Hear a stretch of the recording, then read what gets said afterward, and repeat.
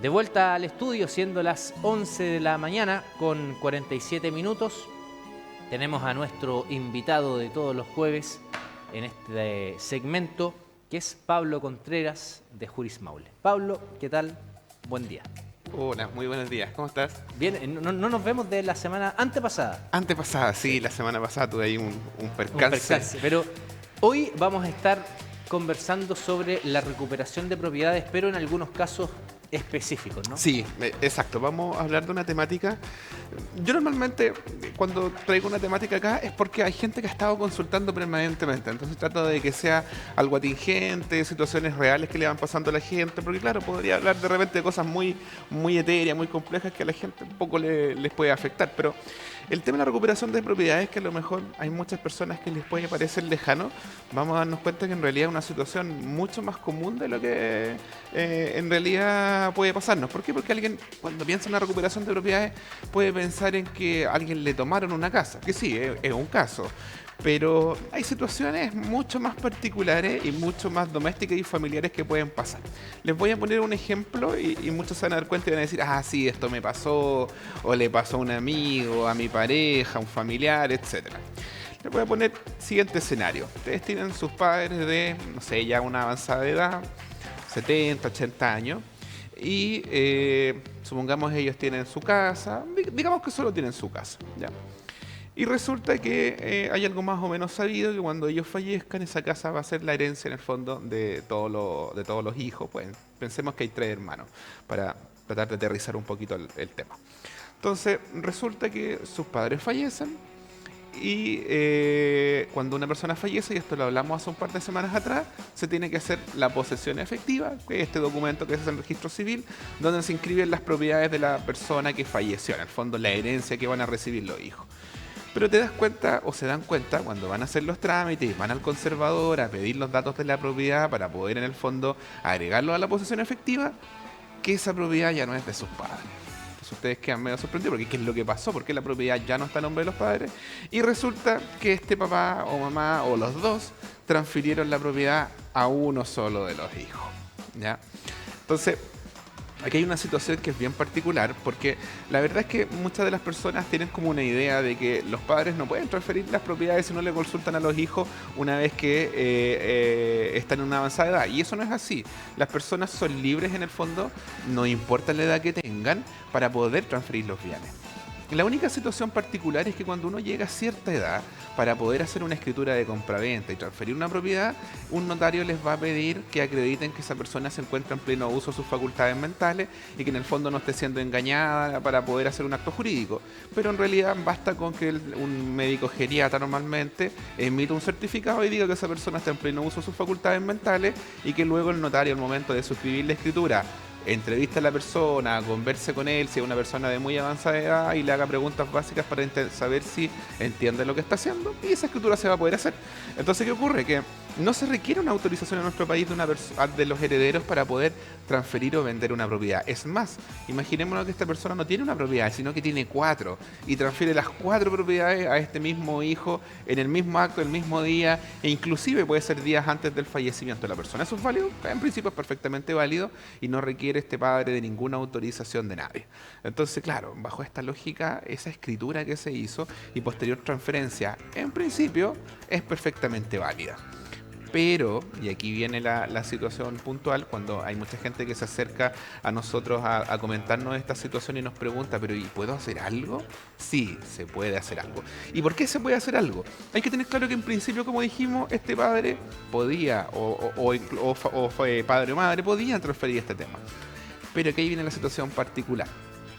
Cuando yo quiero hacer una transferencia a otra persona, y esa transferencia en realidad es ficticia porque yo se la estoy dando, porque hay que tener claro que esta transferencia que hizo este papá lo hizo a través de una escritura de compraventa, porque es la única manera sencilla de hacerlo. Porque cuando yo quiero dejarle algo a uno de mis hijos y se quiero entregar antes, alguien podría pensar es que se la va a dar una donación. El problema es que en nuestro país la donación como acto jurídico tiene una serie de particularidades que requieren ahora sí la autorización ante un tribunal donde van a ser citados los hijos para ver si esa donación es muy cuantiosa en razón del patrimonio que tiene y tiene que tener esta previa autorización donde los hijos van a poder oponerse también. Entonces, justamente no es llegar y donar una propiedad en nuestro país, aparte de los impuestos que se tienen que pagar. Entonces, ¿qué es lo que se hace en el 99,99% de los casos? Se hace una compraventa ficticia. Yo creo que muchos han escuchado un poco de esto, donde se le dice que a esta persona o a este hijo se le transfirió esta propiedad y él pagó una cantidad de dinero. Y aquí es donde uno puede atacar este acto jurídico que es esta compraventa. ¿Por qué yo podría en el fondo pedir que quede sin efecto? Porque en realidad aquí nunca hubo una compraventa, nunca hubo una intención de una de las partes, en este caso el hijo, de pagar efectivamente la propiedad. Supongamos que la propiedad cuesta un avalúo comercial de 100 millones de pesos y resulta que en la escritura se puso que se pagaron 40 millones de pesos y normalmente se va a poner en esa escritura que o se pagó con anterioridad de la suscripción de la escritura o se pagó en dinero en efectivo en este mismo acto. Cosa que efectivamente nunca ocurrió. Y es aquí donde surge la posibilidad de pedir a un tribunal que quede sin efecto este acto jurídico. ¿Cómo? A través de algo que se denomina la acción de nulidad por simulación. ¿Qué significa que esto sea una simulación?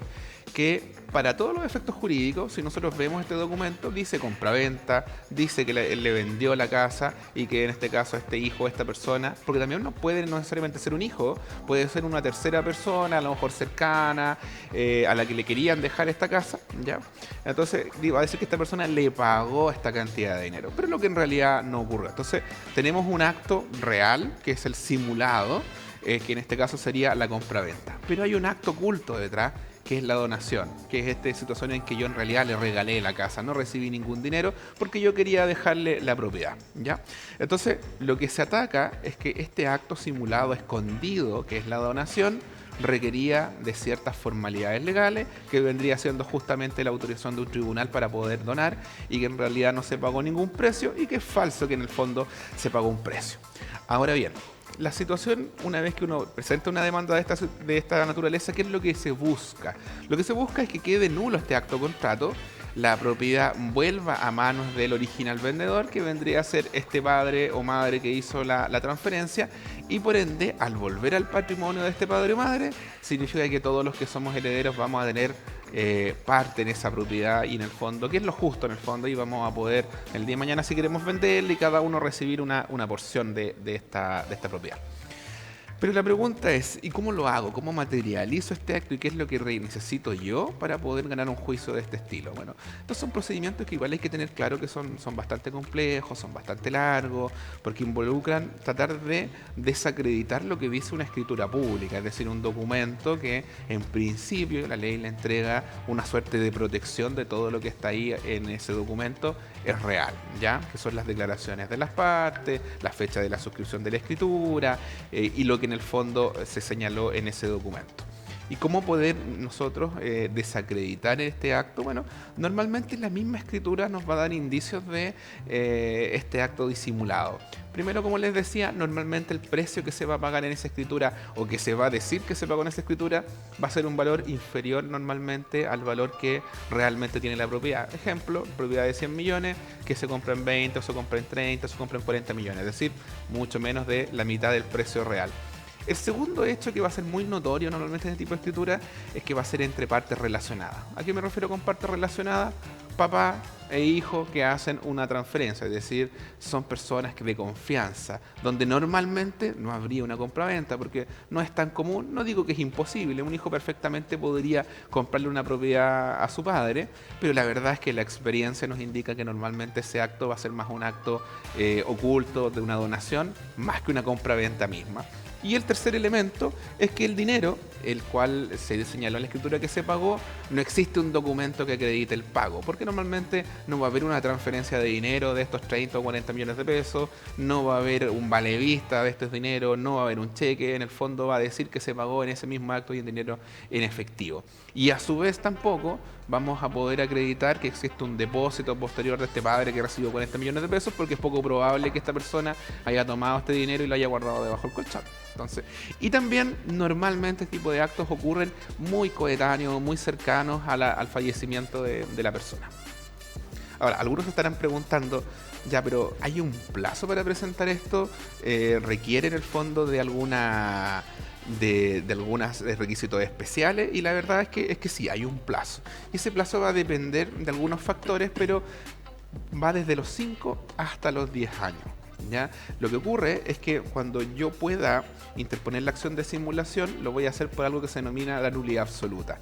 Y la nulidad absoluta tiene un plazo de 10 años para presentarse.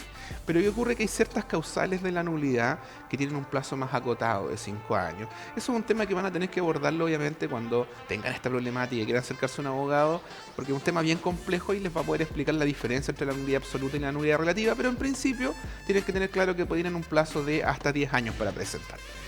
Entonces, alguien que esté escuchando esto me puede decir, ya, pero es que mi papá le transfirió la casa hace 5 años, pero mi papá no ha fallecido. Entonces no puedo hacer nada porque tengo que esperar que fallezca. Bueno, esto es una situación bien particular. Y la verdad es que en principio, aun cuando sus padres no hayan fallecido, pero ustedes ya saben que se hizo esta transferencia, igualmente se puede demandar. Es un tema un poquito más complejo porque hay discusión desde cuándo yo tengo que soy un tercero, porque quienes celebraban la escritura de compra-venta es hijos, hijo y padres. Pero yo soy una persona que no compareció a esa suscripción de esa escritura. Pero se ha entendido que este hijo, que es un potencial heredero, va a perder un eventual derecho en el futuro de poder recibir esto como herencia y por ende es un tercero que se denomina tercero interesado y podría igualmente solicitar esta acción de nulidad. Entonces, bueno, ya tenemos claro que el plazo puede ser de 5 hasta 10 años dependiendo de cada caso. ¿Dónde se puede interponer esta demanda? Bueno, existen aquí de distintas formas de interpretarlo, pero la forma más tradicional es que en el domicilio del bien inmueble, el juez civil del domicilio del bien inmueble que se quiere dejar sin efecto. Ejemplo, para que esto esté claro. Si la propiedad es de San Javier, en el juez civil de San Javier. Si la propiedad es de Talca, pero las partes viven todas en San Javier, va a ser en el juez civil de la comuna de Talca. ¿Ya? ¿Cuánto dura un juicio de esto? Que mucha gente lo consultan. Son juicios largos, la verdad. Esto hay que tenerlo bastante claro. A ver, una tramitación de un juicio civil de esta naturaleza tiene varias etapas. Tiene una primera etapa que es esta tramitación de la demanda ante el juez civil, pero posteriormente quien gane o pierda, si queda disconforme del resultado del juicio, va a poder apelar ante la Corte de Apelaciones e inclusive después del fallo de la Corte de Apelaciones extraordinariamente se puede recurrir a la Corte Suprema. ¿Por qué esto es probable que ocurra en un caso como esto? Porque normalmente los dineros que se están disputando no son menores. O sea, estamos hablando de una propiedad que lo mínimo hoy día de un bien raíz bordea los 50 millones de pesos, 40 millones de pesos. Entonces, si es una propiedad va a ser eso, pero si son varias propiedades, porque esto suele ocurrir. Normalmente este padre o madre que le quiere dejar esto a su hijo, no le transfiere una propiedad. A veces le transfiere 2, 3 propiedades, el auto, le transfiere todo en el fondo porque quiere, por los motivos que sean, dejar o beneficiar a este hijo. Entonces, muchas veces la cantidad de dinero en disputa va a ser bastante importante y en razón de lo anterior es que las partes van a estar muy incentivadas a litigar esto, llevar este juicio hasta el término. Entonces, en esta primera etapa que decíamos ante el juez civil, podemos estar entre 1 año a 2 años, dependiendo de varios factores, dependiendo de la conflictividad que se dé en el juicio, de lo más o menos rápido que sea el tribunal, porque la verdad es que si bien el proceso es el mismo, claramente hay tribunales que son más rápidos y tribunales que son más lentos.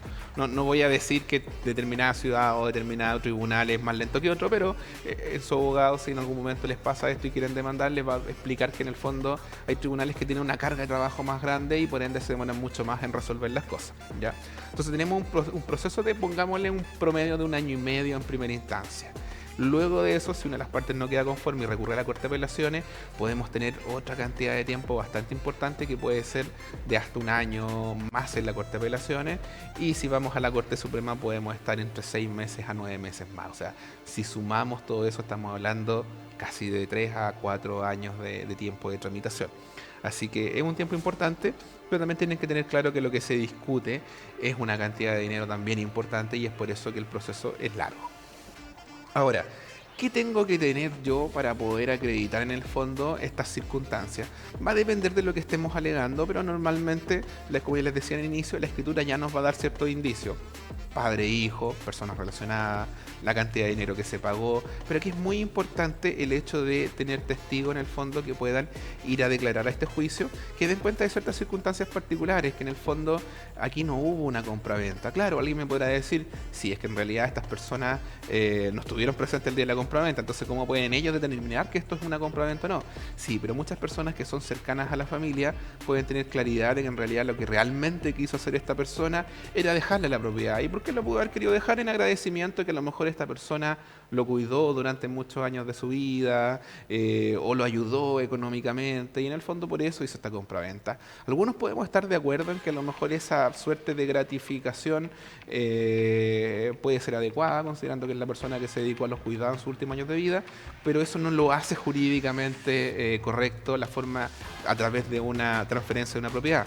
Hay otros mecanismos que se pueden utilizar en el fondo si yo quiero beneficiar a un hijo. Supongamos que yo tengo varias propiedades o tengo un terreno grande y quiero que un hijo le toque más que al otro.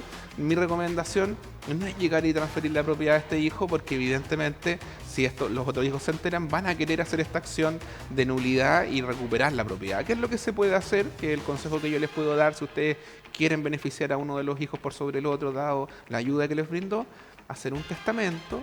Y en ese testamento ustedes van a poder disponer de parte de sus bienes. ¿Y por qué digo de parte? Porque la ley señala que la mitad de los bienes del causante tienen que distribuirse entre los herederos, que son los legitimarios. ¿Y quiénes son los legitimarios? Los hijos directamente, a los cuales yo les voy a poder dejar repartir entre ellos hasta el 50%. O sea, el 50% yo no lo puedo tocar. Pero la otra mitad de mis bienes se divide en algo que se llama la cuarta de libre disposición y la cuarta de mejora. ¿Qué significa eso? La cuarta de mejora yo se lo puedo dejar, que es un 25% de mis bienes, exclusivamente a uno de mis hijos, y la cuarta de mejora a cualquier persona. Pero si yo quiero mejorar a un hijo, ¿qué significa eso? Que tengo entre la cuarta de mejora y la libre disposición un 50% de mis bienes para, en el fondo, mejorar a este hijo. Entonces, un ejemplo práctico. Si yo tengo dos bienes, más o menos del mismo valor, y quiero dejarle a uno de mis hijos, quizá el consejo más práctico que les puedo dar: no lo venda. Haga un testamento, y en ese testamento dice que este 50% de la cuarta libre disposición y la cuarta de mejora se le va a dar a mi hijo Juanito, porque fue el que me ayudó a lo largo de mis últimos años, y para pagarse ese 50% le doy la casa, por ejemplo, que está ubicada en San Javier, etcétera, y la casa de Talca se la reparten mis otros hijos en la misma proporción. Entonces, tiene un mecanismo para poder mejorar a uno de los hijos. Entonces yo no recomiendo hacer este tipo de transferencia. Ahora, existe también una situación bien particular que a lo mejor es distinta, que no tiene por objetivo dejar, en este caso, ayudar a un hijo, mejorar a un hijo. A veces, por circunstancias de la vida, las personas pueden que contraigan deuda con alguna institución financiera y no le pagaron al banco y no tienen cómo pagarle al banco, y resulta que tienen una casa y quieren ver cómo poder, en este caso, transferir la propiedad. Y lo que van a hacer muchas de las personas es ir y transferir la propiedad normalmente a la persona más cercana, a un hijo, a la pareja, qué sé yo. Entonces, aquí hay que tener un poquito de cuidado, porque efectivamente transferir la propiedad a través de esta compraventa, que estamos claros que es ficticia porque no estoy vendiendo nada, si lo único que estoy haciendo es tratar de transferir luego esta propiedad para que el banco no me la embargue, hay que tener un poquito de ojo. Lo primero es que la recomendación es que, así como un hijo que le refiere una propiedad a otro de manera falsa puede pedir la nulidad de esta transferencia, también lo pueden hacer los acreedores. Entonces, ¿cuál es la recomendación? Si alguien está en esa situación, no puede pagarlo y quiere transferir la propiedad para evitar que se le embarguen, lo primero, la recomendación es tratar de evitar transferírselo a una persona relacionada. Es decir, no se lo transfieran a sus hijos, porque es muy evidente, es muy sencillo de determinar que se la transfirió al hijo y este banco pedir la nulidad y que esta propiedad regrese y después embargarlo. No digo que esto va a ocurrir en todos los casos, pero es un riesgo que efectivamente esto ocurra. ¿Qué recomendación les podría dar yo a quien en el fondo quiere hacer un acto de esta naturaleza? Bueno, hay mecanismos para hacerlo que son más sencillos. Por ejemplo, si ustedes tienen una propiedad y no tienen un hijo o una persona de confianza, pero están en la obligación de transferirlo, bueno, se puede constituir una sociedad. En esa sociedad pueden colocar a 2 o 3 personas de su confianza y ustedes ser los representantes legales de esa sociedad. Es decir, para poder transferir el bien el día de mañana, ustedes tienen que firmar la escritura de transferencia. Entonces con eso no transfieren la propiedad a una persona relacionada, porque es una sociedad, una persona distinta en este caso del propietario, y además van a poder conservar el control de la propiedad porque no se va a poder transferir. Ese es un consejo que a lo mejor yo les puedo dar a las personas que están en ese tipo de situaciones. Sin embargo, cuando llegan a esta etapa, la recomendación es, si no tienen cómo pagar y quieren desprenderse de sus bienes para evitar que te sean embargados, hay mecanismos, pero ahí la recomendación es que hay que estudiar el caso a caso, porque depende también del tipo de deuda. Hay instituciones financieras que actúan mucho más rápido que otras, hay otras con las que se puede negociar, hay otras con las que no se puede negociar. Entonces hay que diseñar una estrategia en el fondo en el caso a caso. Bueno, y por último, hay una temática que a lo mejor es bastante breve, solamente la vamos a tocar una pincelada, próxima semana a lo mejor la podemos abordar. También tiene que ver con la recuperación de propiedades, pero tiene que ver con lo que conversábamos al principio. Tengo una propiedad y me la tomaron, porque yo no lo estaba usando, porque el arrendatario se fue, y la cosa es que ingresó gente a la propiedad y hoy día no las puedo sacar. ¿Y esto por qué se da? Porque normalmente estas casas abandonadas, al ingresar una persona a la casa, no es llegar y sacarla. Hoy día hay una nueva ley, que en este caso, que en los procesos de usurpación, que permite a la Fiscalía autorizar el desalojo de una persona, pero no es tan sencillo el procedimiento. Y además de eso, otro caso típico, arrendé mi propiedad, el arrendatario no me paga y no se va de la propiedad. ¿Hay un mecanismo rápido para poder sacar a estas personas?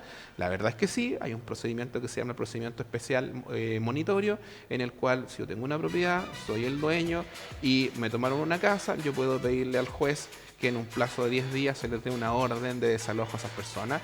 Y lo mismo en el juicio de arrendamiento, cuando lo que ocurre, ojo con eso, no es porque el arrendatario no me gustó, la verdad es que siento que no era la persona adecuada y quiero sacarlo, no, solamente en los casos en que no me paguen los gastos de arrendamiento de la propiedad o no paguen luz, agua, gastos comunes de un edificio, en el caso de que sea un edificio. Pero en todos los otros casos hay un procedimiento que es más lento. Solamente para los casos en que no se paguen los gastos, yo voy a poder ir al juez civil del domicilio donde está ubicado el inmueble para pedir que se emita una orden inmediata de desalojo. ¿Qué significa eso? Que ya no tengo que pasar por un juicio largo donde tengo que demostrar todo esto, sino que parte al revés. El juez da una orden y le dice a la otra persona, pero si usted pagó, acredítelo o pague en este mismo acto. Si así se puede quedar en la propiedad. Lo mismo a las personas que se tomaron la propiedad, les da esta orden, pero les da una posibilidad. Si usted tiene algún contrato, algo con la persona, muéstrelo y se va a poder quedar en la propiedad. Pero si no tiene nada, va a tener que hacer el desalojo. ¿Y quién hace el desalojo? La fuerza pública a través de Carabineros. Perfecto. Bueno, todo lo que es materia de este ámbito de propiedades la abordamos esta mañana de jueves con Pablo Contreras.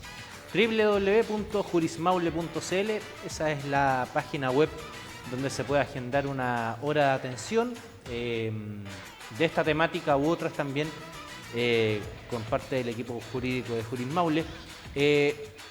¿Telemática o presencial puede ser esta reunión, no? Como ustedes quieran, podemos tener una reunión telemática por la plataforma que ustedes quieran, una llamada, hay gente que de repente no le gustan las videollamadas o le complica el tema de la tecnología, o pueden venir a nuestra oficina. Para poder gestionar esto, contáctenos al WhatsApp que está en la página, o mándenos un correo o llámenos directamente y agendamos una hora para que nos cuenten su problema. Muy bien. Pablo, muchas gracias, nos estamos viendo la próxima semana y nosotros comenzamos a despedir esta edición de Más Positivo. Nos vemos a las 14 horas en la edición de media tarde de Voz Regional. Muy bien.